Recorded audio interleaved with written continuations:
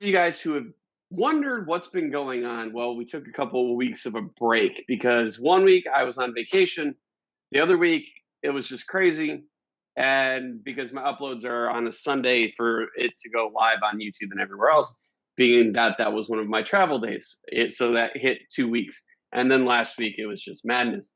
So we are back. I'm really excited to be back because I mean, season one of this content series was incredible, and it started to become something more than I had even originally thought it to be.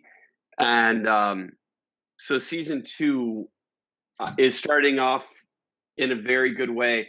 Um, so that being said, Kathryn, my friend, introduce yourself. Tell the people who you are, and then we'll get into your story Cool. here in a little bit. Alrighty. Hi, the people. I am Kathryn Hoxie, known to the internet world and the music world as Kfhox, or as Siri likes to call me, Kfhox. I am a singer, songwriter, children's book author, and illustrator, a music blogger, meditation practitioner, vocal training teacher for Mind, Body, Spirit, and that would probably take like the rest of the hour to tell you the rest of the stuff I do. Those are the highlight. I Those do a are lot. the highlights. Awesome. Well, I mean, you do a lot, and I mean, and we've been following each other on social media for a couple years, Yeah, for a while. and so when I had meant to actually get you in on season one, but it just didn't happen. So first episode back to season two, I had to get you back. But so for those of you who are listening or are watching this and you've never caught an episode of this before, this is a very live, raw, unedited version or unedited discussion around mental health when it comes to being a musician, an entrepreneur, and just generally a human being. The reason being is we don't have these conversations often enough. And to be honest with you all, I am really tired of reading about losing this person, like people who I've spent my career looking up to. Yeah. So the only way we're going to change it is to actually talk about it. And as I'm talking about it, I realize that I'm missing the logo in the upper right hand corner of this, but oh well, next time. Anyways, guys, so Kathryn, with that being said, let's talk Yeah, a little bit about your story. sure. Well, in light of that, right? I guess I'll go back a little bit further into my story as opposed to just hopping into me getting into music. I was born in East Greenwich, Rhode Island, and I was born the third daughter of three girls. And my mother, shortly after I was born, was diagnosed with manic depression, and my Wow. father is an alcoholic. And so I Okay, then. grew up in a shitstorm, basically, between my mom being in and out of psych wards and my father being in and out of rehab. I had another family basically raise me. And it was hard, to say the least. And it created a lot of guilt on my behalf because I was raised by another family. Right. And I felt bad that I wasn't with my family as much as I would like to be. And then as I got older, the guilt just got worse because then it grew into resentment towards my family. So fast forward into about high school, I started suffering symptoms of depression and started seeing a psychiatrist. And that started a very long journey of medication, of psychiatrists, of psychologists, hospitalizations for suicide attempts. I I was afraid of becoming my mother, and the more I resisted becoming my mother, the more my life resembled hers. So that's kind of where things were going for a long time. I did a lot to try and make my family happy because I thought that maybe if I was better, that they would get better. Right. Was not the case at all, because no matter what I did, they still kind of remained in their kind of spiral of mental illness and alcoholism. And my last hospitalization, I believe, was around 2012 for suicide ideations. And I was in the hospital, and the entire staff was like, "What the fuck are you doing here? You're not crazy." And I was like, "I'm not crazy. I'm really sad. I'm just really sad." Right. And I didn't know how to get unsad, right? But after that hospitalization, I was there for, I think, almost a month. And I realized now that they kept me there that long because of what I was coming back to, which was being a caretaker for my boyfriend at the time, his mother, his daughter. I basically was taking care of everyone but me. Right. So when I got out, I got very, very dedicated to a partial hospitalization program. And then I got very dedicated to a DBT group, which is dialectical behavior therapy, and also one-on-one therapy. And I was very, very committed. I was there every single week because I was determined to not continue this cycle, because it happened like I would go a couple years and I'd be all right, and then all of a sudden I'd hit a wall and I'd be back in a hospital. And then start over again. Right. And then about 2016, I was introduced to something called Self-Discovery Life Mastery, which is basically meditation. It's down in Fort Lauderdale. And my best friend from first grade, we grew up together, had been doing the work for about 7 years. She had been doing it for so long. And one night I was home and she's like, "Man, I'm so proud of you. You're like out living your dream, and you're going after your music, and you're going to the Grammys." She was like, "Just own your greatness." And I had a total meltdown because I was like, I'm nothing. Like I didn't believe that. I've been there. Like, and I want to stay on that for a minute. Sure. Why not? Because we have 60 minutes, so might as well spend some time. I think people get it wrong, right? They see success and they see you like chasing your dream, but they think you're like, you can't be sad or you can't be hurting even though you're successful. Like, I mean, I'm always brought back when we have conversations like this. I'm brought back to Chester. Like, he was one of my bigger influences. One of the reasons why I'm even in the music business at all was him. And that, like, he perception wise had it all. Right. But still was broken. And then, I mean, in the acting space, Robin Williams, I mean, the man was a genius, but was so troubled. Right. So it's happiness or success doesn't always mean that you're happy. Oh, no. But people get it wrong so much. Like, they see the house, the car, the money, but don't understand that you can have all that and still be dead on inside. Yeah. 100%. Or not even have any of that, and it just looks good to people. Right. You're just doing more than they are, so to them, you're winning, right? So I get told that all the time. I'm like, guys, I'm still broke. Right. Like, you're getting it wrong. I'm successful as fuck, but there's still not $1 million in my bank account or a Ferrari in my garage. Right. It's you got to prioritize what's important. Yeah. And I mean, that's why happiness is so important to me, because when I'm able to prioritize my happiness, everything else just happens to fit into place. It's really weird. But again, that's going back to self-awareness, like what in that camp. So we'll go back to that story. That was a good lead-in. So that ended up, I started training on the phone with my trainer, and she did something called present moment awareness with me. And I felt like I was lifted out of my body. Like I started to realize how tied to the past I was, how anxious about the future I was. I just was not living in this moment. I absolutely was living in every other space of time that existed except for right now. And that's got to be an uncomfortable spot. It's brutal, right? You know? Like, and it's crazy because people would come to me for like advice, and like they're like, "Oh my gosh, you're doing these amazing things," and I'm like, why are you asking me? I have no idea what I'm doing. Like, I'm just making this up as I go. Like, to be quite honest. And that what I learned is that everyone is, right? Absolutely. By the Like, way, you can curse on this show. perfect.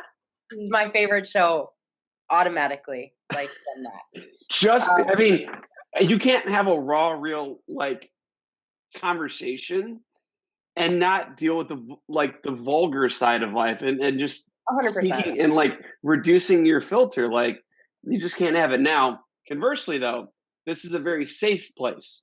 Right. So, I mean, anything in the community wise, like that's going on, I mean, we obviously want to address and create that culture around safety, because that is what over time is going to break the stigma and allow what we're talking about tonight to echo and reverberate with even more people. 100%. And for me, coming from self-awareness, right? Right. I've come to just stop judging myself, because like, it comes out however it comes out. And quite honestly, if I'm sitting here judging you from how it's coming out of you, it's just a reflection of me. Like, if I'm really being self-aware, it really has nothing to do with anything out here. It's all just a reflection of me. Mm-hmm. And that's the shift that really, for me, is going to be the game changer in shifting mass consciousness and shifting into a level of compassion for people, to especially within the realm of mental illness. Right. In terms of really understanding that everyone is just a mirror. They're just a mirror. And if you realize that every single person that you interact with is just part of you, like, then you have to go through the phase where you don't really forgive yourself or love yourself or have any compassion for yourself. And I went through all that too. And that's an ongoing process. But at the same time, you start to have just such a deeper level of compassion, because you realize that everyone is going through something, right? And everyone has something to teach you about yourself. It's all opportunity to become a greater you. You know, instead of doing this all the time, every time I'm tempted to do this, and it's so annoying sometimes. I always say, like, self-awareness is like the most liberating and frustrating thing in the whole world, because it's like, on one hand, it's like, oh my God, everything is me. And then you're like, oh my God, everything's me. Like, there's no one else to blame. And that can be really overwhelming at times. But I think that the more that people really take that on, the more conversations like this can create the space for people to understand that everything is just part of them, and everything really is just a reflection of them. Right. And I mean, and that comes all down to the fact that, guys, we're not alone. You're not alone. If you're struggling, you're not alone. Because I guarantee you there's somebody who's listened to this, is listening to this, or will be listening to this, that has gone through the same exact thing. Right. 100%. Or a variant thereof. Like, that's not even variation. Right. I mean, I struggle with suicide. I struggle with depression, anxiety, alcoholism. Like, I struggled with all those things. Yeah. Now, I mean, but for me, it was a control. Yeah. Oh. Thing, right? Like, yeah. and that I had no control of my life at all. Like, when I was going through like my shit back, and you guys have heard it, so I'm not going to go into it again. But like, my really heavy shit back in like 2010, 2011, like, that's when I gave up smoking, I gave up drinking, and I was actually straight edge for about 6 years. And the reason why I did that was because I had to gain control back. Yeah. And I had to gain control back over me and how I respond and react to circumstances and situations, rather, because I was allowing those things to be crutches in circumstances, like, oh, hey, I'm going to go smoke, right? And even if it was that 1 second of tension, of breaking the tension, that was enough to like make it better. And like, okay, I don't have to deal with it. Maybe that person would forget about the circumstance, or whatever the case may be. Right. But I think we try to, honestly, I think we've been a culture of running. Oh, hell yeah. And I don't know why.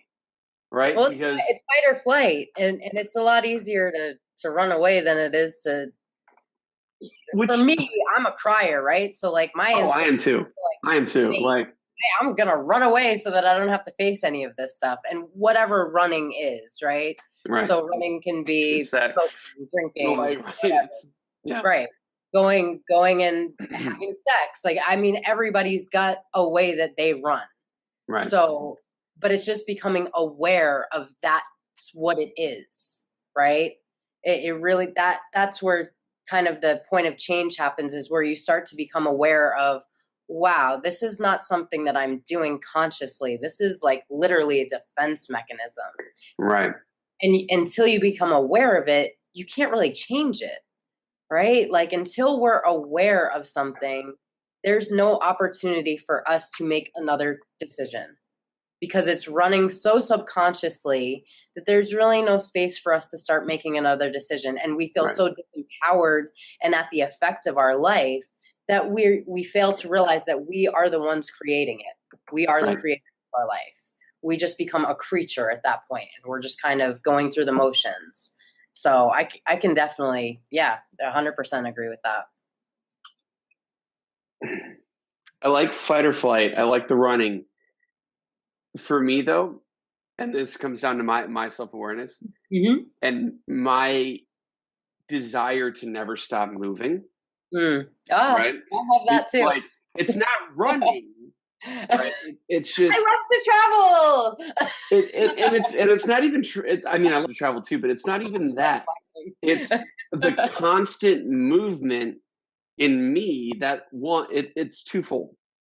One, it allows me to consistently progress over time, right? Like I was talking about before we got on air, like last night I hit 10,000 followers. I set that as a mission at the start of 2017. Right. Like, or about summer of 2017 when I really started getting serious about Instagram. Like, okay, and I just now hit it, and I hit it like, what is it? Today's the 20, this is the 19th? 19th? I hit it 11 days ahead of schedule. Nice. I'm like, yes. But the movement is it's still a moving target because now there's another one. But for me, if I'm not moving, the darkness is chasing after me, right? Like, so that's what I get. And I got asked this, I think I get asked this in nearly every single interview. Like, why do you work so much? Because for me, and it comes down to me being as self-aware as I am, is if I stop moving, darkness happens. And for me, the darkness is not a safe place, because that's where, and I'm not saying it from a physical manifestation perspective. I'm saying it from that's where an insecurity comes in. That's where doubt of my abilities comes in. That's where I start to question everything in relationships and myself. And like, that's where all of the old me comes. Yeah. And so, I'm not running, but I'm briskly walking constantly. And I see that a lot in you too. Like, because I mean, I have followed you and I keep tabs on what you're doing. And it's like, while you're like what you do is very impressive. And to be honest, I'm humbled that we're talking right now, but like, it's even more so the fact that you're continuing to progress regardless of what has happened. Yeah. Like, I think a lot of other people would have quit. Like, this life that you and I have chosen is not at all. Like, being an entrepreneur, being a musician, generally being a human being is kind of a hard fucking thing. Yeah, it's a tough gig. and it's even more challenging when you don't know what the fuck you want to do with it. Yeah. So, I think the key with you and me is I think we figured it out. Yeah. At least to a certain degree. Like, nobody's ever got it 100% figured out. And if they say they do, they're fucking lying to you. But anyways, so you grew up in a shitty childhood. I was blessed that I actually had I had a rough life, but it was in my teen years. It was early on though. Like, my parents were both masters at empathy. Like, drilled it into me. Like, my dad was like, if you gotta cry, you gotta cry. Like, it wasn't one of those types of things where boys don't cry. Like, So, I mean, how was that transition for you in growing up rough? Like, and several of my guests have had a similar background to you, and I'm always just so compelled on like, I had it easy, and yet I struggled. Right? Hmm. You didn't have it easy. You struggled, and I mean, you've progressed. Like, how I was think that for you? I think that it's all relative. What I've come to realize is how relative it is, right? Because Mhm. your life not being hard, Right. whatever you went through was hard for you because it's your life.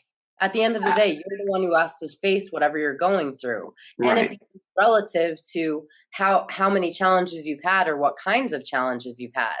So if you Right. haven't had that many challenges and then all of a sudden shit hits the fan, it's like, oh my God, because you don't really have a point of reference.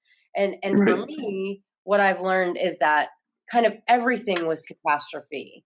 So like then now the small things are catastrophic, even though in a regular person or normal, whatever the label is, that would be like, oh my gosh, like you lost your keys, it's no big deal. Like Right. me, I'm like, oh my God, like it's a Lifetime movie, right? So I so lost my it keys. becomes It's a relative real to life story. yeah, right? So major keys. Um, but so yeah, so I think that, what I've learned in especially in my travels with music and the people that I've interacted with as a result of being a musician is that everyone has their own unique story and that our lives are really completely created and the things that we create are created so that we can learn. It's not to be like, oh, like, I'm going to have I'm going to have a special based on my life because my life was so traumatic and whatever. And if that ends up happening to me, great. Like, send me the check for the movie. But What, you don't want to play yourself? I've played myself most of my life. I'm done playing myself. Um, Little wordplay there. But no, I think that Uh, songwriters are the worst. I Sorry am for those of the you guys who are worst. listening later. That was a little air drum.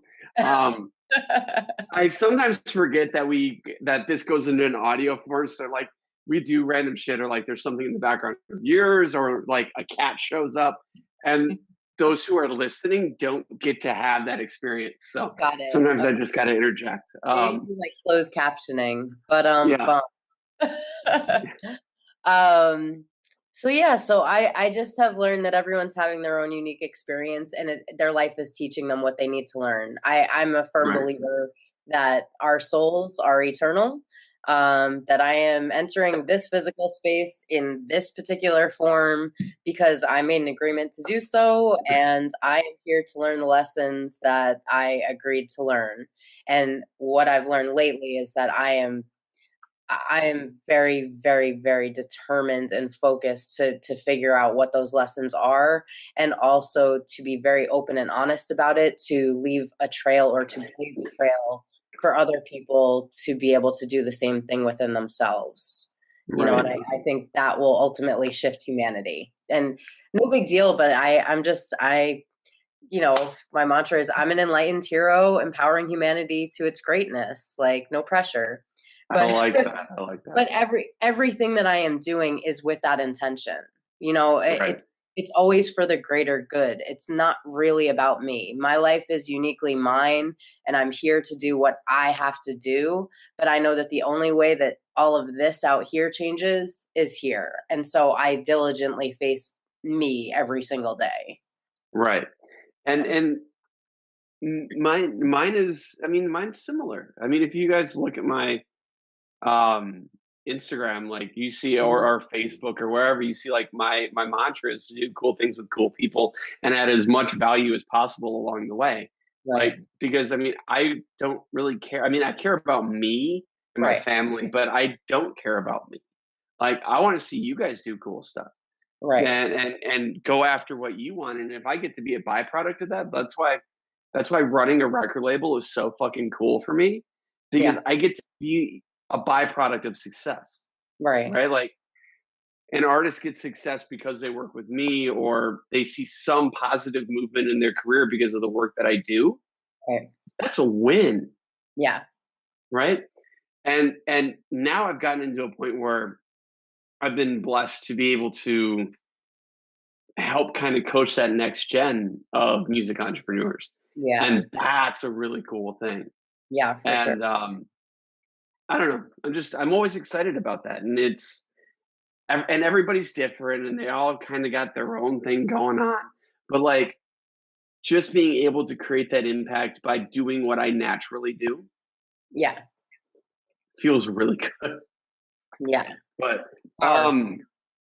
so one of the things I always talk about, especially with musicians on this show, is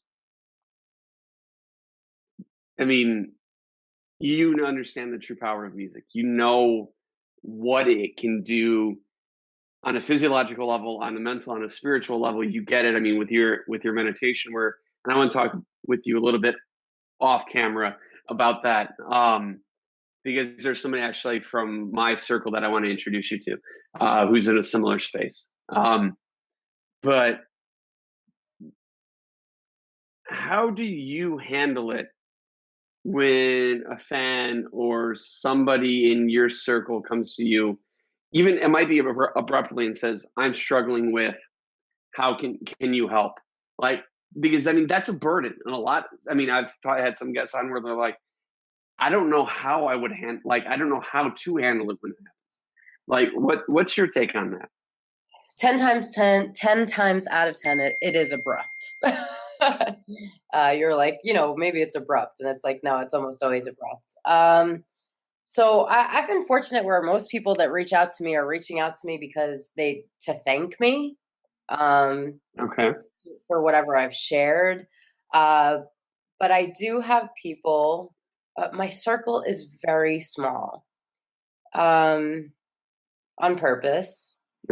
And fans, it's interesting.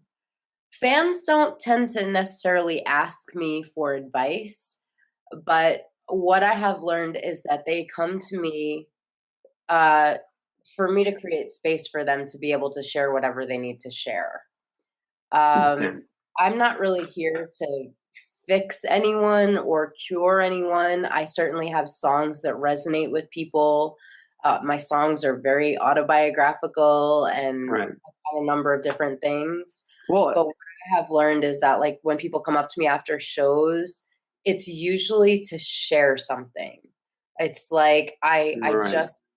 I have an aura about me that I can create space for you to be you, and Right. that alone is what they're looking for. Most people are just looking for attention, right or Or wrong, validate. good or bad. Most people are not getting attention paid to them. So to Right. be in my space and to have my undivided attention is a healing force for them.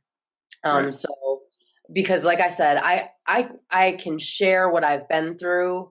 I can share my meditation practice with them, but most times what I have learned and what my experience has been is that people come to me for space. And when I really look back, I'm like, wow, that's really exactly what it was. It wasn't they were looking for me to, like, give them this magic antidote that's going to fix their life. Right. They just want the space to be able to share their story or share their gratitude that they're not alone. Right. Um, and so for me, that's been the greatest impact I've been able to make, as opposed to like directly being like, well, here's a number you can call and here's whatever. But I love connecting dots. So if I can connect people or people with Right. experiences, that's usually in that space what I'll create, is just Got it. being able to make some connection and give them some hope Right. that there's another side of whatever they're going through. Right. And you hit something on the head here real quick that I want to touch on. Um, so you said, I mean, that your music has this ability to resonate with certain people. Yeah, because of shared experiences that are similar to what they've gone through or what they are going through. Mhm. And that's really the whole ethos behind this show Right. is my story or like won't always resonate because I mean, I'm a white guy that grew up in middle America. Like it and I understand I like get that has its certain level of privilege, but like but the more to the point, it's your story will resonate with someone else. Yeah. And the whole like that's the mission of this entire thing. I mean, it started out trying to be a book. We were going to create this online interactive book to where like I'd write my story in there, you'd go write your story in there, my guy Carter would go write his story, and then we could be able to live and interact and breathe through it.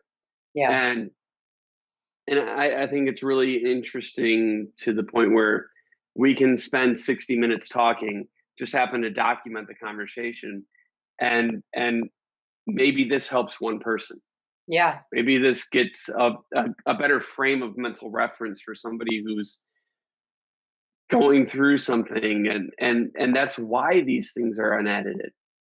Because who are you or I to determine where somebody gets their value? Right. Yeah. So Yeah. That's personal. You right, can't decide that for someone else. I but a tried. lot of people try to. Absolutely. I mean, look at YouTube culture, right? Especially in the entrepreneur space. Yeah. So many people are they're producing content daily. They're getting to you at scale, but they're showing you what they want you to see. Right. Yeah. Rarely do you get to a point where at any level are these people really getting to you for you to determine where you take the value. Hmm. Like, and that's why I love edited content.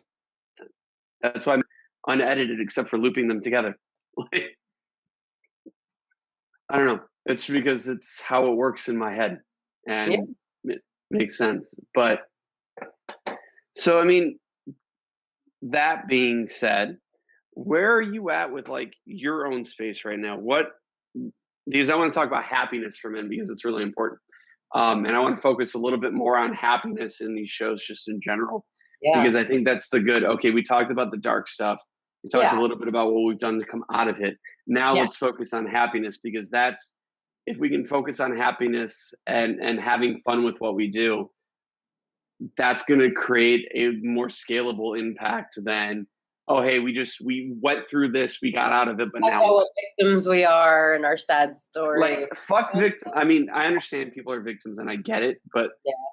it's really hard to victimize yourself. Oh no, we're all victimizers and victims at the same It's time. terrible. At the It's same time. it's terrible, and I mean, I want us all to be better. So on that note, what's really happy? What's driving happiness in your world right now? Me. I am Ah, my, I am my source of fantastic fucking answer, by the way. joy. I am my source of joy. And the more I realize that in a real way, the happier I am.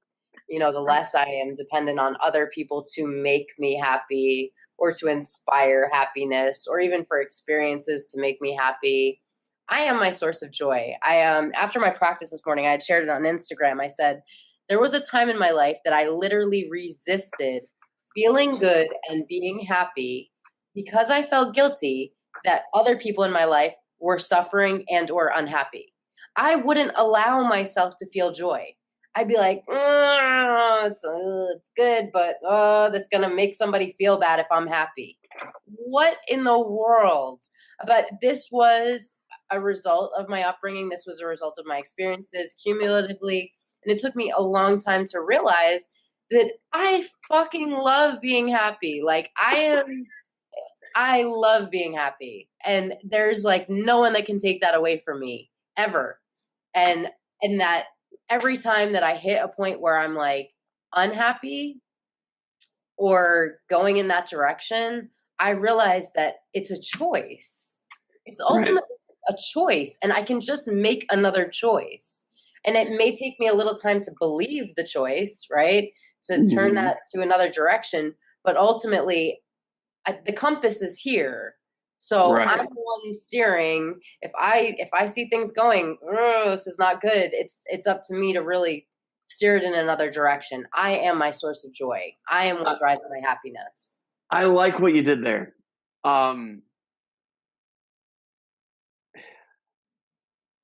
Especially in the culture that we're in now, right?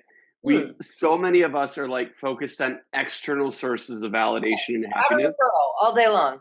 Like it happens. Like when you can do that, what you just said, that's the ultimate win, right? Because then it's a decision, right? You're deciding to be happy. You're deciding to focus on your health, your well-being, your mental, your everything. Right. I mean, think about it. When you're happy, everything else seems to fall into place. Right? But when you're having a really shitty day, everything happens to fucking fall apart. And that was a big struggle for me. Not that I was really seeking external validation very often, but it was I mean, Instagram culture, right? Like we talked about, I'm struggling right now with the content around what to write with the fact that I hit 10,000 because I really don't care about the number. I really care more about the people behind the number that I'm allowed that are able to connect with this content.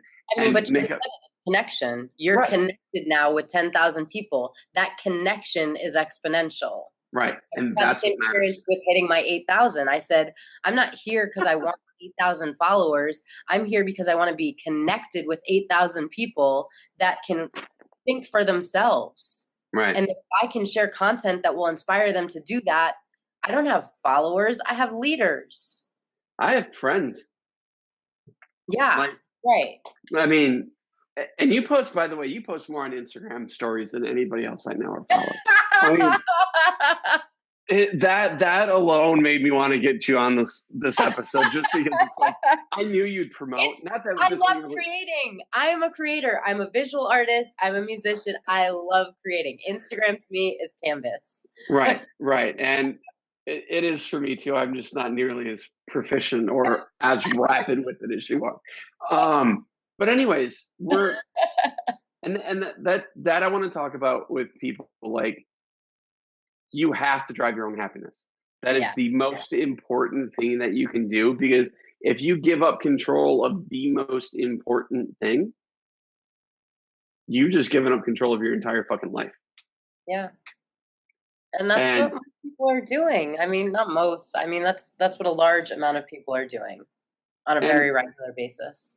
And I don't get it. Right? Like, I mean, I get it because it's easy because of this to do that. But like, when you wake up in the morning and you make a choice to chase what you want to chase, do you ask somebody else for permission first?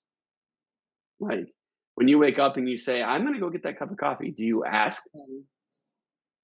What's that? I said it depends. That question depends on the context that you're in.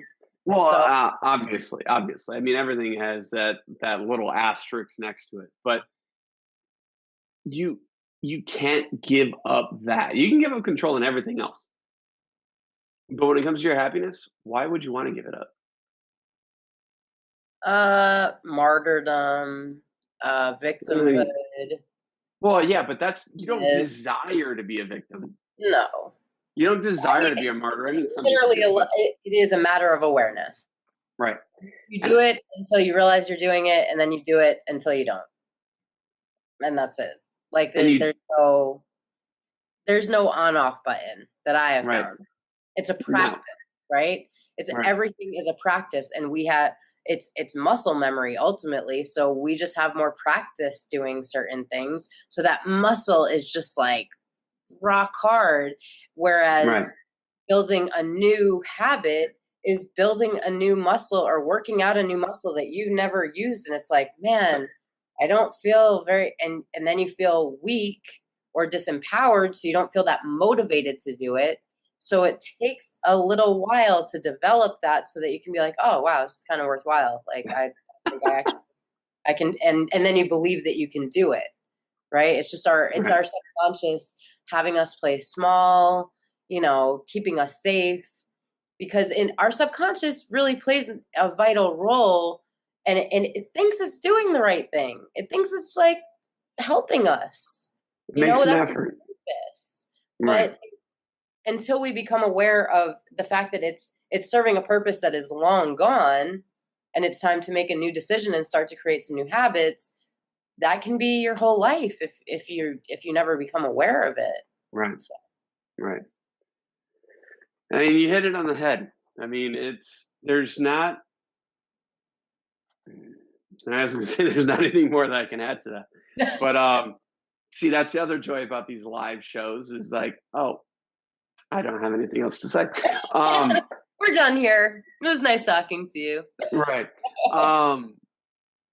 But this is the part of the episode where I really want to get in touch with or touch base with the people who haven't hit the mode where you and I are right now, because they're the ones that are still trying to find that awareness. They're working towards it, but they haven't hit it.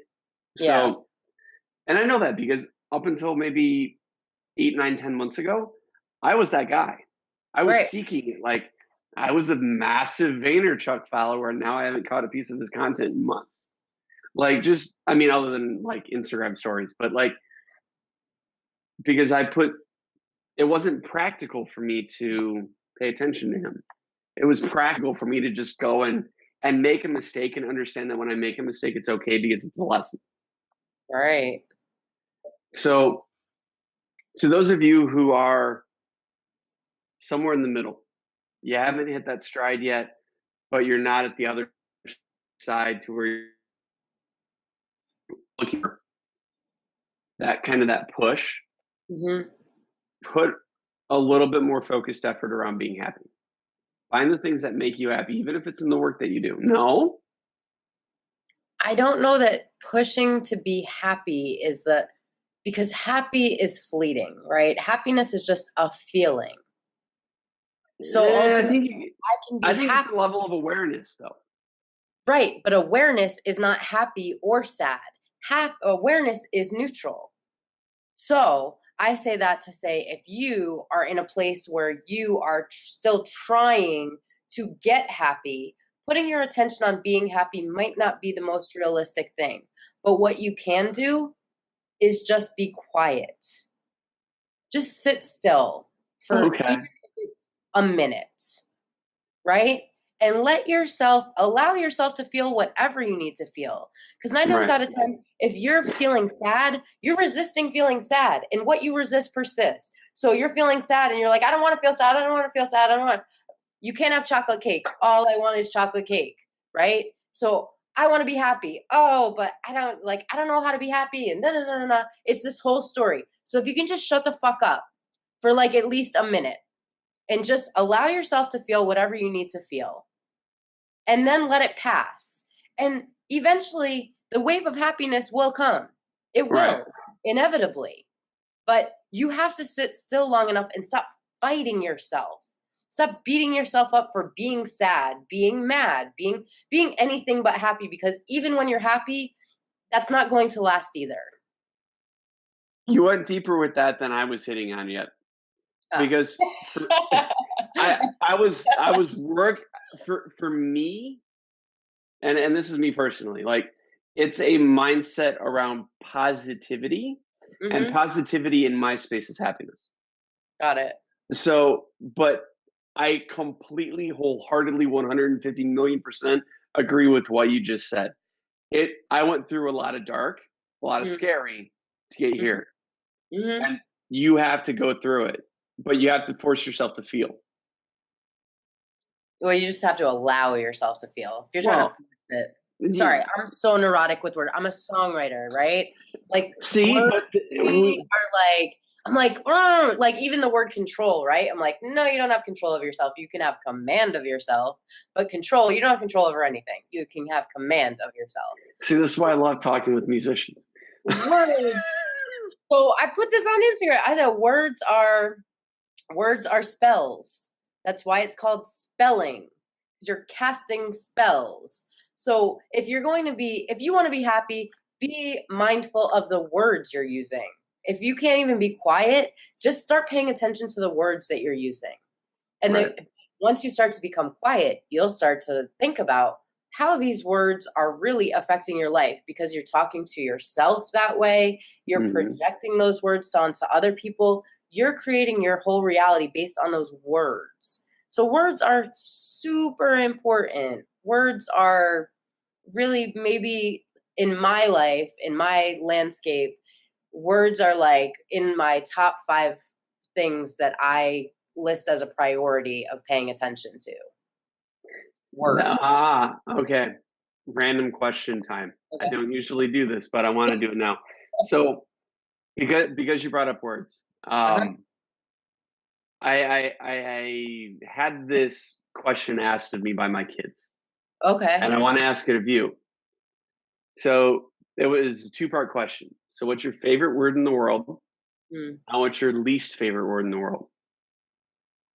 What word do you strive to not emulate, but like so wait. So like this could mean, so all right, again, me neurotic with words, right? I'm like, do you mean my favorite word like sonically, or not like my sonically from what like, or because like in college my favorite word was aforementioned, because it was great filler for my papers in my undergrad. Like that was my favorite word. But I'm meaning more just in a generality. Okay.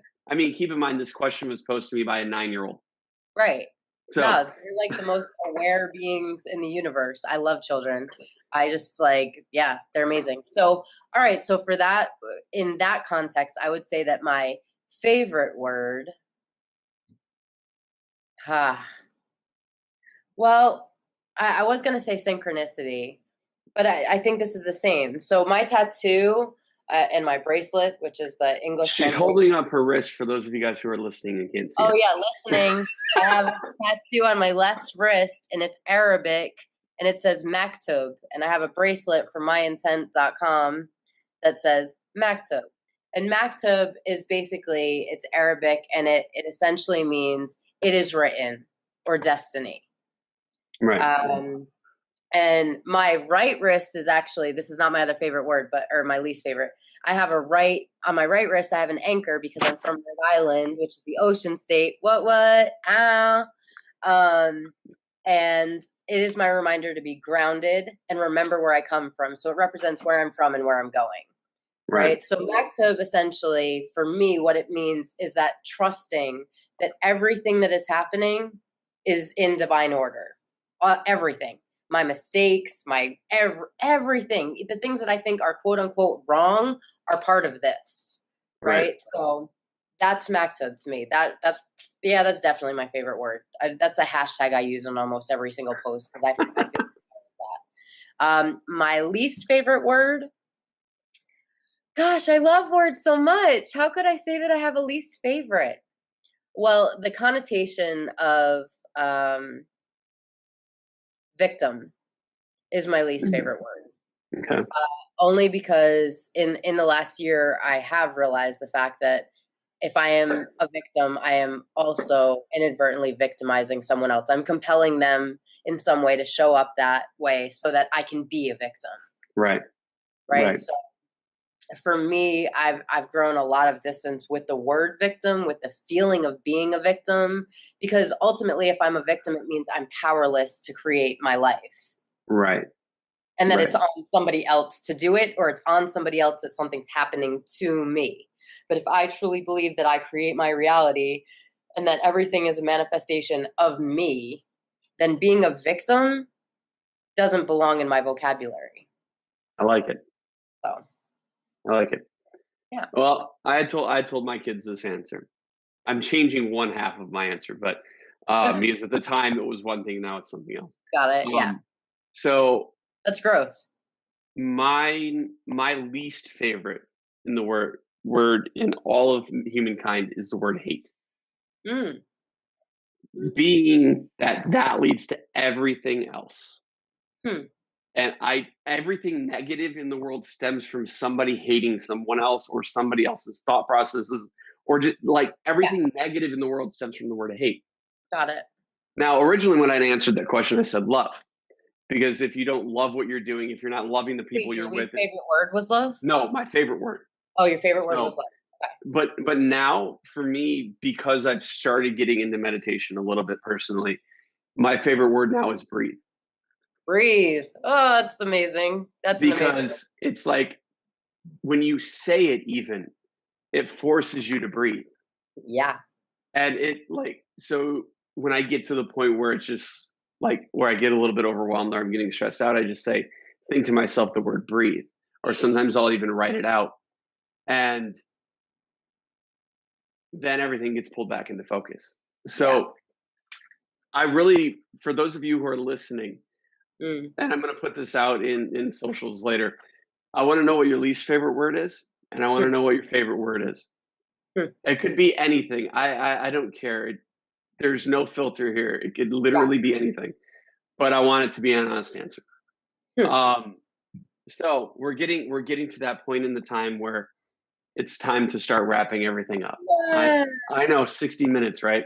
My my my friend Rowan, who was on this a few weeks ago, had commented that rarely in today's world do we get a chance to just sit down and talk with somebody for an hour. Mm. And we just happen Uninterrupted. With uninterrupted. undivided attention. Right. Well, I mean, I've been waiting for my kids to literally come barreling through that Uh, door for like the last 10 minutes because I can hear them running around up there.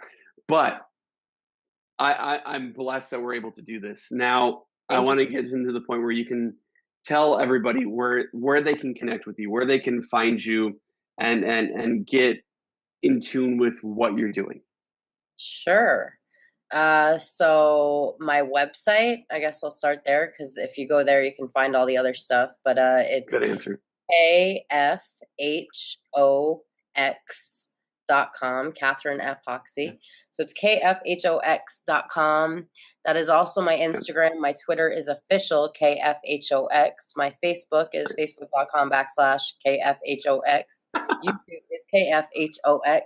iTunes, Amazon, Spotify, Google Play, kfhox. It's pretty consistent. And I have a children's book. It's currently available on my website. The first edition coloring book is available there. It's called Screaming to Be Free. It's all about having a dream in your heart and letting nothing stand in your way. And I just had a phone call with my design team at the publishing company this morning, and the hardcover full color editions will be in print by this summer, and I'm looking to get them on the shelves of Barnes & Noble by the school year. So That is awesome. Congratulations. thank you.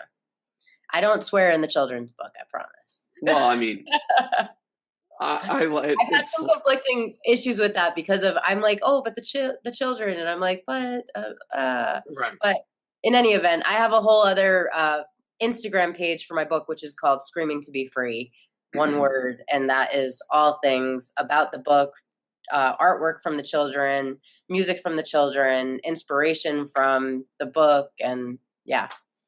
Awesome. Yeah. Kathryn, my friend, thank you for joining me. And as I sign off every single piece of video content that I produced in pretty much since the start of the year, I'm going to say these three things: be happy, have fun, and hustle hard. But remember, if the first two aren't there, there's no amount of the third that can bring the first two. Right. I think you should add something else in there. I gotta add a little parentheses. Breathe.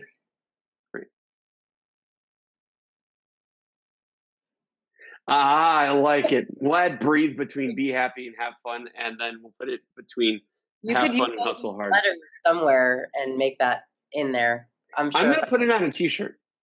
There you go. And we'll monetize. Well, not monetize. I'll probably give the shit away, but monetize it. It's gonna cost you money to make T-shirts. You can monetize. That's true. that's a whole other interview in itself. We'll talk about that. Everything away that I put all this money into. We'll talk about that later. Anyways, to everybody who tuned in, thank you. To everybody who will see this or listen to it after the fact, thank you. On Friday of this week, I am going to be joined by my very good friend and founder of Empowered Electric, Mr. Josh Levin. To everybody else, you're going to hear this after the fact. It'll be available Sundays on all the podcast platforms as well as on YouTube. So stay tuned to make sure to subscribe and follow. And thank you. Yay! Thank you.